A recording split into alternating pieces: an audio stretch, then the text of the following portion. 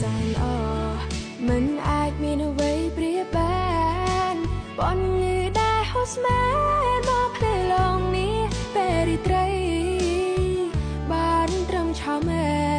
មិនអាចនៅក្បែរច័ន្ទថ្លៃធ្លាប់ត្រឹមស្រងមៃក្នុងដូហេតុតែក៏មានក្តីសុខអោព្រះច័ន្ទខ្ញុំអើ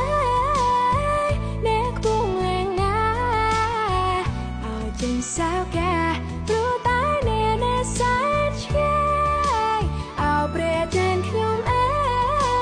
យសមតិកាយចូលស្មឹងក្បែរត្រែត្រែចង់ក្បែរគីកាយដួលច័ន្ទដែលរៀបភ្លឺថ្លា春暖花开，这是我的世界，生命。